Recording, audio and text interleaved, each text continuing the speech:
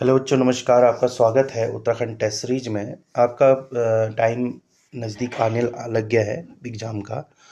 तो शुरू करते हैं। जनजातियां चल रहा था लास्ट टाइम उत्तराखंड में, उसी को कंप्लीट करते हैं, आगे कंटिन्यू करते हैं। ठीक है। तो लास्ट टाइम मैंने थारू के बारे में पढ़ाया था, थारू जनजाति के बारे में। इसमें इनकी विवाह प्रथा चल रही थी हमारी, और विवाह प्रथा में मैंने मंजपतिया आपको बताया था, जिसे बिचौलिया कहते हैं। बदला विवाह बताया था। ठीक है, बदला विवाह ये काफ़ी प्रचलित था इनमें। ठीक है। अब और एक चीज़ बताया था, तीन टिकटी प्रथा, ये भी देखने को मिलती है। बदला विवाह पहले चलता था, अब तीन टिकटी विवाह प्रथा चलती है। ठीक है। बदला विवाह में मैंने बताया था कि ये लोग क्या करते थे कि किसी के यहाँ अगर रिश्ता करने जाते हैं तो वहाँ क्या करते हैं कि उनके लड़के के लिए या बहन की भाई के लिए भी अपनी बहन का रिश्ता करते थे, ऐसे अदला बदला टाइप। ठीक है, तब से बदला विवाह प्रथा। और विवाह पक्के तय होने को पक्की पौड़ी कहते हैं ये लोग। ठीक है, जब विवाह पक्का हो जाता है, विवाह तय हो जाता है, पक्की पौड़ी। ठीक है। सगाई अपना पराया बताया था मैंने। ठीक है। विवाह की तिथि को बात कट्टी बोलते हैं। ठीक है। ऐसे ही मैंने इनके पुनर्विवाह प्रथा प्रचलित है, ये भी बताया था, और इसको बोलते हैं ये उठान विवाह। उठान विवाह।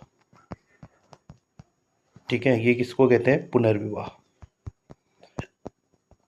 पुनर्विवाह को बोलते हैं उठान विवाह। उसके बाद मैंने चारा पढ़ाया था शायद, या उच्चावल भी पढ़ाया था। उच्चावल प्रथा, इसमें क्या होता है, सगाई की बाद लड़के वाले क्या करते हैं, लड़की की माँ को शादी में लगने वाला खर्चा देते हैं, एज अ मतलब गिफ्ट कह सकते हो अपने हिसाब से। ठीक है। चाला प्रथा इनमें प्रचलित है। इसमें क्या होता है कि शादी के बाद वधु को अपने पति के साथ अपने मायके आती है, और लगभग कुछ महीने, 3 माह लगभग ऐसे रहती हैं, और किसी शुभ दिन को देख के स्थायी रूप से अपने ससुराल चले जाती है, उसे चाला कहते हैं। ठीक है। आज लिखेंगे लठ भरुआ भोज। लठ भरुआ भोज।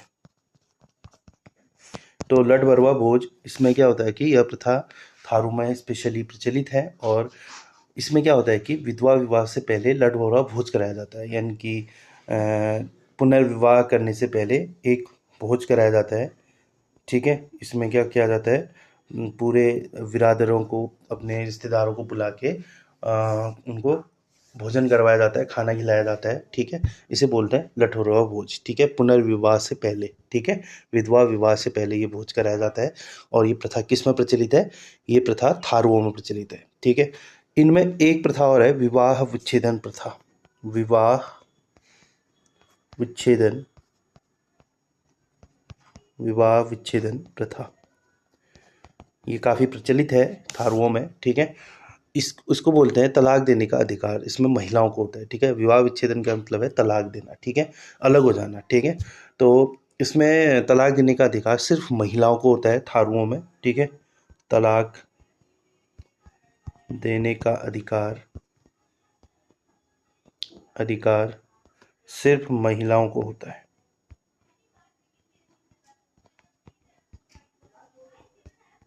महिलाओं को। ठीक है। साथ ही साथ ये लोग उसे उरारी प्रथा भी कहते हैं। ठीक है, उरारी, उरारी प्रथा। ठीक है। तो ये है आपका विवाह विच्छेदन प्रथा या उरारी प्रथा। ठीक है। अब इनके बारे में कुछ और फैक्ट जान लेते हैं। ठीक है। अब जो थारू समाज है, पहले भी बताया होगा, ये थारू समाज मात्र सत्तात्मक है। अब मात्र सत्तात्मक का मतलब है कि इनमें महिलाओं की ज़्यादा चलती है, महिलाएं आगे रहती हैं इसमें। ठीक है। जैसे विवाह विच्छेदन में मैंने अभी जस्ट पढ़ाया था कि इसमें अधिकार सिर्फ महिलाओं को है तलाक देने का। ठीक है। ऐसे ही अन्य चीज़ों में भी महिलाओं को आगे किया जाता है, आगे रखा जाता है। ठीक है। इसे कहते हैं मात्र सत्तात्मक। ठीक। इस समाज में पुरुष को रसोई में जाना मना होता है। ठीक है। इस थारू में क्या देखा जाता है कि पुरुष पुरुष को रसोई में जाना, रसोई में जाना मना होता है, मना होता है। होमवर्क दिया था मैंने आपसे जनजाति पढ़ने को, तो उम्मीद करता हूँ कि आपने सारे जनजातियाँ कवर कर ली होंगी, पढ़ लिया होगा। ठीक है, ये एज ए रिवीजन है आपके लिए। कुछ चीज़ें छूटी हों या आपको समझ नहीं आती आई, वो चीज़ें आप यहाँ पढ़ सकते हैं। ठीक है, इस जनजाति की महिलाएं अपने शरीर पर टैटू भी बनवाती हैं। ठीक है, महिलाएं शरीर पर टैटू, टैटू बोलो या इसको गुदनी बोलते हैं। ठीक है, या गुदना। ठीक है, गुदना। ठीक है, आजकल टैटू बोलते हैं हम। ठीक है, तो टैटू भी करवाती हैं इस जनजाति की महिलाएं। ठीक है, अब बात करते हैं था, थारुओं के देवी देवताओं के बारे में। ठीक है, हेडिंग लिखेंगे देवी देवता। ठीक, अब ये जनजाति हिंदू होती है। ठीक है, ये जनजाति हिंदू। ठीक, और इस जनजाति के पुरुष चोटी रखते हैं, पुरुष चोटी रखते हैं। ठीक है, हिंदुत्व की पहचान चोटी, चोटी रखते हैं ये। ठीक है, और इनके प्रसिद्ध देवता कौन से हैं? कुछ नाम हैं देवताओं के, मैं लिख देता हूँ। ठीक है, पछावन। अगले पेज में आते हैं, प्रसिद्ध देवता।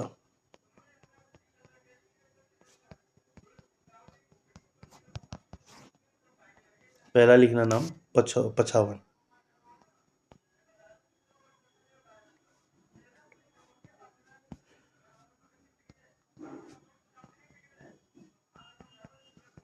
पछावन। दूसरा लिखना काली। तीसरा खड़का देव, खड़का देव। ठीक है, ये देवी देवताओं के नाम आप थोड़ा ये ध्यान में रखिएगा, ये पेपर में पूछा जाता है कि ये देवता किससे संबंधित है। ठीक है, भूमिया, भूमिया। पांचवा आएगा आपका नगराई। छठा आएगा आपका कोरोदेव। ये कुछ इनके क्या है, प्रसिद्ध देवता है। ठीक है, अब चेचक बीमारी के लिए ये माँ शीतला देवी की पूजा करते हैं। इम्पोर्टेंट, मोस्ट इम्पोर्टेंट पॉइंट रखना कि ये जनजाति चेचक बीमारी, चेचक की बीमारी, ये जनजाति चेचक की बीमारी दूर करने के लिए,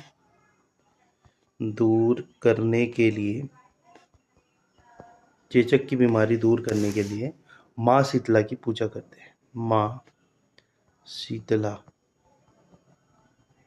माँ शीतला की पूजा करते हैं। ठीक है, किसके लिए करते हैं?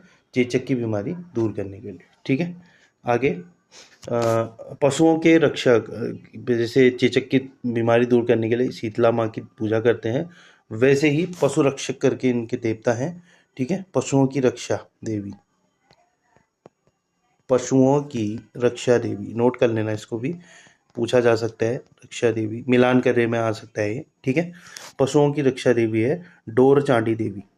ठीक है, लिख देता हूँ, ढोर चांदी देवी, ढोर चांदी देवी, ये पशु रक्षक देवी मानी जाती हैं। ठीक है, इनकी पूजा करते हैं। शिकार की देवी, क्योंकि ये लोग शिकार करने जाते थे,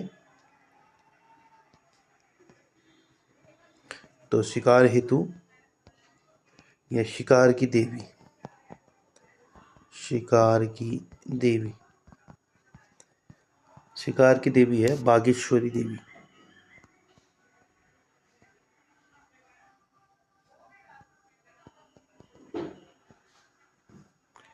बागेश्वरी देवी। ठीक है, ये नाम याद रखना, डोर चांदी देवी पशु रक्षक देवी और शिकार की देवी है बागेश्वरी देवी। ठीक है, वैसे कि फसलों की रक्षा हेतु,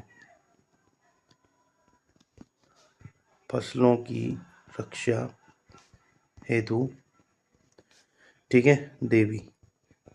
अब फसलों की रक्षा के लिए जगमथिया देवी। ठीक है, लिख देता हूँ, जगमथिया देवी, जगमथिया देवी, जगमथिया देवी, थौ है। ठीक है, जगमथिया देवी फसलों की रक्षा के लिए। ठीक है, और एक और है बच्चों का पालन पोषण, बच्चों का पालन पोषण, बच्चों का पालन पोषण करने वाली देवी, करने वाली देवी, ठीक है। तो बच्चों का पालन पोषण करने वाली देवी है अखरिया देवी, अखरिया देवी, ठीक है। ये सारे फैक्ट आपको बुक से पढ़ाए जा रहे हैं, ठीक है, कि ऑथेंटिक जो बुक्स हैं उनसे आपको चीज़ें बताई जा रही हैं, ठीक है। तो आप इनको नोट डाउन कर लीजिएगा और थोड़ा समझ लीजिएगा, मिलान करने में आ सकता है। मान लो पशुओं की रक्षा देवी, शिकार की देवी, फसलों की देवी, बच्चों का पालन पोषण करने वाली देवी, ये क्या कहते हैं आपका सूची 1 में आ जाएगा। सूची 2 में इनके वो आ जाएंगे कौन कौन सी देवी हैं और उनको मिलान करने के लिए आएगा, ठीक है। तो उस कंडीशन के लिए आपने ये चीज़ें ध्यान में रखनी है, ऊपर नीचे करके देगा वो, आपने क्या करना है उनको करेक्ट करना है, ठीक है। तो रिपीट कर देता हूँ कि पशुओं की रक्षक देवी हैं डोर चांदी देवी, शिकार की देवी हैं बागेश्वरी देवी, फसलों की रक्षा के लिए है जगमथिया देवी, और बच्चों के पालन पोषण करने वाली देवी है अखरिया देवी, ठीक है। ध्यान में रखिएगा और इसको याद कर लीजिएगा, ठीक है। आगे बढ़ते हैं। थारू जनजाति लगभग सामान्यतः सभी देवी देवताओं को क्या करते हैं, शराब और मांस चढ़ाते हैं, ठीक है। परंतु एकमात्र इनकी देवी है जिनकी ये पूजा करते हैं, जगन्नाथी देवी, इनको दूध चढ़ाते हैं, ठीक है। ये पॉइंट भी आपके लिए इंपॉर्टेंट हो जाएगा, ठीक है। इसमें लिखेंगे कि सामान्यतः, नॉर्मली, ठीक है, सामान्यतः थारू जनजाति, थारू जनजाति, सामान्यतः थारू जनजाति सभी देवी देवताओं को, सभी देवी देवताओं को शराब व मांस, शराब व मांस चढ़ाते हैं। परंतु परंतु जगन्नाथी देवी को दूध चढ़ाया जाता है या दूध चढ़ाते हैं, ठीक है। ये याद रखना कि किस देवता को या किस देवी को थारू जनजाति दूध चढ़ाती है, ठीक है। क्योंकि सभी नॉर्मली जितने भी देवी देवता हैं जिनकी ये पूजा करते हैं उनको ये शराब और मांस चढ़ाते हैं, लेकिन जगन्नाथी देवी को ये दूध चढ़ाते हैं। तो ये चीज़ आप ध्यान रखना, ठीक है। अगला पॉइंट बन जाएगा कि थारू जनजाति क्या करती है कि ब्राह्मणों को नहीं मानती है, ठीक है। यानी कि ये अपशकुन मानते हैं, ठीक है। ये क्या कहते हैं, मतलब ब्राह्मणों को नहीं मानते हैं, ठीक है। इनका कोई ना कोई जजमान ब्राह्मण नहीं होता, ठीक है।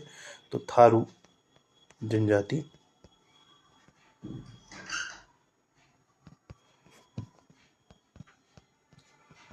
ब्राह्मणों को नहीं मानती।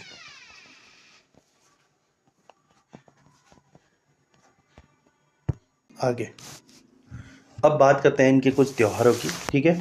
उसके बाद इनकी राज व्यवस्था जो भी है उसके बारे में बात करते हैं, उसके बाद थारू जनजाति आपकी समाप्त हो जाती है, ठीक है। तो लिखेंगे इनके त्योहार,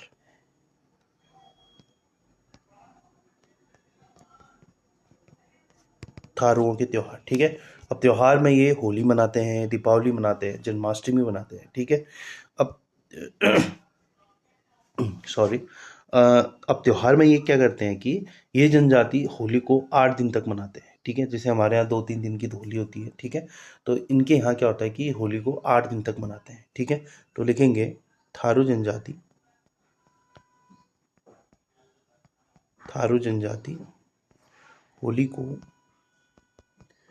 को 8 दिन तक मनाते हैं। आप आगे लिख लीजिएगा, ठीक है। होली को 8 दिन तक मनाते हैं, ठीक है। अब होली इनके यहाँ 2 प्रकार की होती है, ठीक है। ये 2 प्रकार से मनाते हैं, एक को बोलते हैं जिंदी होली, एक को बोलते हैं मरी होली, ठीक है। और होली में ये खिचड़ी नृत्य करते हैं, ठीक है। तो होली 2 प्रकार की होती है, ठीक है। नंबर 1 जिंदी होली, जिंदी होली, और नंबर 2 मरी होली, मरी होली, ठीक है। और ये क्या करते हैं, होली में खिचड़ी नृत्य करते हैं, ये इंपॉर्टेंट रहेगा, खिचड़ी नृत्य, ठीक है। खिचड़ी नृत्य करते हैं, ये इंपॉर्टेंट रहेगा। होली के अवसर पर थारू जनजातियों द्वारा थारू जनजाति द्वारा किस या कौन सा नृत्य किया जाता है, तो ये खिचड़ी नृत्य करते हैं होली के अवसर पर, ठीक है, ये ध्यान रखना। और होली दो प्रकार की, जिंदी होली, मरी होली, ये उतना इम्पोर्टेंट नहीं रहेगा, ठीक है। ये रहेगा कि होली 8 दिन तक मनाते हैं और होली में ये लोग खिचड़ी नृत्य करते हैं, ठीक है, ये आपका ध्यान में रखना है। आगे बढ़ते हैं। मुख्य रूप से थारू क्या करती है, बजहर नामक त्यौहार मनाती है, ठीक है, और ये इनका मुख्य त्यौहार है, ठीक है। मुख्य रूप से जो इनका त्यौहार है बजहर है, बजहर नामक त्योहार, ठीक है, बजहर, और ये इनका मुख्य त्यौहार माना जाता है, कौन सा, बजहर। और ये होली मनाते हैं, दीपावली मनाते हैं और जन्माष्टमी मनाते हैं, ये मैंने आपको बता दिया है। आगे बढ़ते हैं, अब इनके राज व्यवस्था में आते हैं, ठीक है, यानी कि इनके जो न्यायिक व्यवस्था है वो कैसी है, ठीक है। तो हेडिंग लिखेंगे न्यायिक व्यवस्था, न्यायिक व्यवस्था, राज व्यवस्था भी लिख सकते हो, ठीक है। अब थारू जनजाति पंचायत को बिरादरी कहते हैं, ठीक है, अब मैं शॉर्ट में लिख रहा हूँ, ठीक है। पंचायत, पंचायत को बोलते हैं बिरादरी।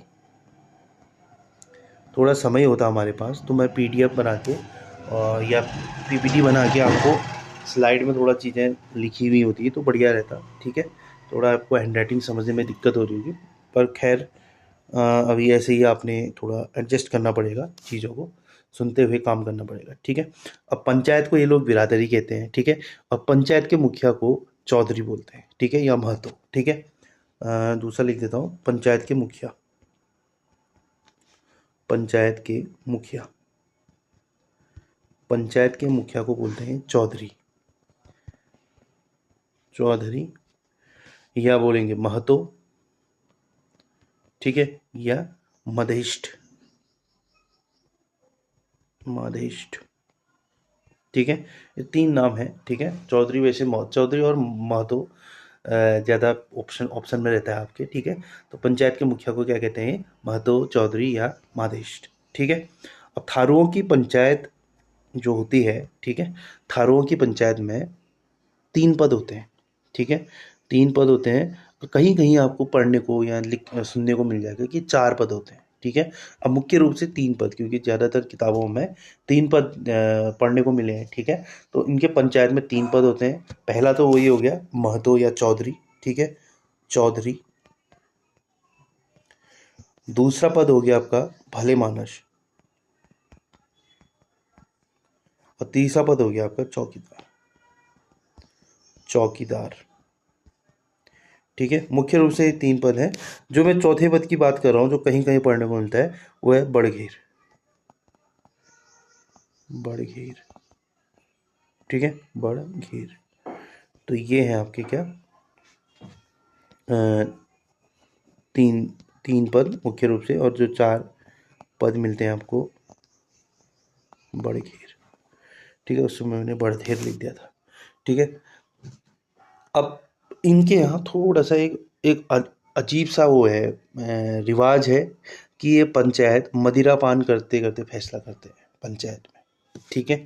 ये थोड़ा अजीब, अब नशे में आदमी फैसला ले रहा है, ठीक है, तो ये क्या करते हैं, मदिरा पान, मदिरा पान करते करते,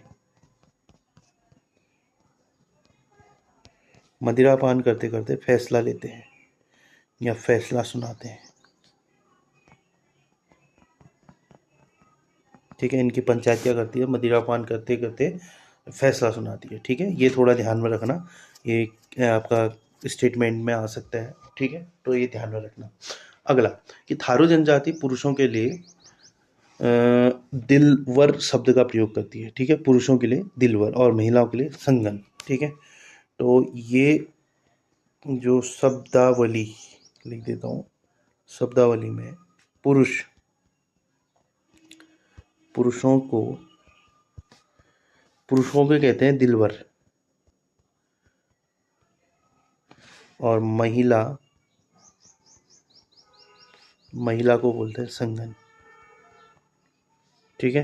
तो ये पुरुषों के लिए दिलवर शब्द का इस्तेमाल करते हैं और महिलाओं के लिए संगन, ठीक है। अब बात करते हैं इनके खाबर प्रथा, खाबर प्रथा। खाबर प्रथा के बारे में बात करते हैं। अब यह प्रथा थारुओं में प्रचलित है, अब जिसे ये लोग आखेट करना कहते हैं। ठीक है, अब जब ये शिकार खेलने जाते हैं, ठीक है, तो मैं पहले लिख देता हूँ। ठीक है, यह प्रथा थारुओं में प्रसिद्ध है। इसे इसे ये लोग आखेट करना कहते हैं। आखेट करना, आखेट का मतलब क्या होता है? शिकार। ठीक है, आखेट करना कहते हैं। ठीक है, अब जब ये लोग जंगल जाते हैं, ठीक है, शिकार करने जंगलों में जाते हैं, तब ये बागेश्वरी देवी की पूजा करते हैं। ठीक है, इससे पहले बताया था मैंने।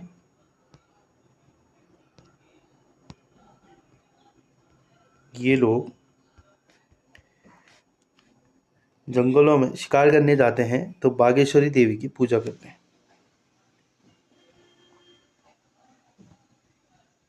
पूरा लिख देता हूँ। जंगलों में शिकार करने जाते हैं तब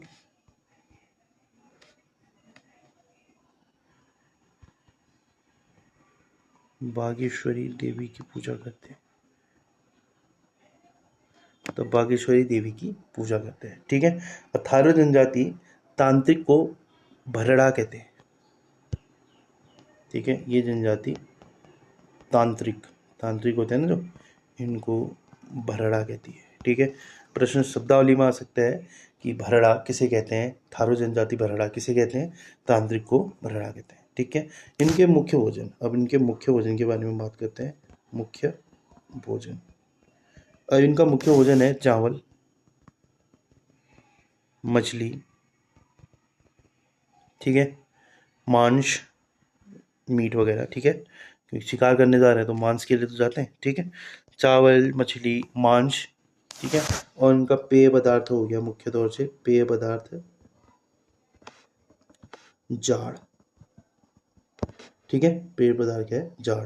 अब ये चावल से बना होता है। ठीक है, चावल से, एक प्रकार से चावल से बना, ठीक है, चावल से बना होता है। ठीक है, एक प्रकार से इनका क्या है, जैसे चकती छंग होता है वैसे है इनका जाड़। ठीक है, चावल से बनाते हैं और थोड़ा नशीला टाइप का भी होता है। ठीक है, तो ये है इनके मुख्य पेय पदार्थ। चावल, मछली, मांस ही खाते हैं, और पेय पदार्थ में क्या है? जाड़, जो चावल से बना होता है। ठीक हो गया। अब इसके बाद के जौनसारी जनजाति के बारे में बात करेंगे हम। ठीक है, वो ये थारू आपका कंप्लीट हो गया है। ठीक है, मैंने पूरा आपको कंप्लीट करवा दिया है। अब जौनसारी जो जनजाति बची है, और इसके बाद क्या कहते हैं आपके, मैंने कितने करा दिए वैसे? मैंने 2 करा दिए शायद, भोटिया और थारू हो गई शायद। ठीक है, जहाँ तक मुझे ध्यान आ रहा है भोटिया और थारू हो गया। अब आपका जौनसारी, बोक्सा और राजी। ठीक है, ये 3 बचते हैं। अब इन तीनों को मैं एक ही वीडियो में कंप्लीट करके आपको दे दूंगा। ठीक है, और इसमें इतना डिटेल में नहीं जाएंगे। ठीक है, जौनसारी में कुछ मेन चीज़ें हैं उनको पढ़ेंगे, भोटिया में, सॉरी भोटिया कह रहा हूँ, बोक्सा में जो मेन चीज़ें हैं वो पढ़ेंगे, और राजी में, क्योंकि वरना टाइम ज़्यादा ले रहा है ये। ठीक है, बाकी मैंने तुमको होमवर्क दिया था उसमें आपने पढ़ लिया होगा। ठीक है, अगली वीडियो में आपको मैं ये तीनों जनजातियाँ एक साथ एक वीडियो में दे दूंगा। ठीक है, तो आज के लिए इतना ही करते हैं, अगली क्लास में मिलते हैं।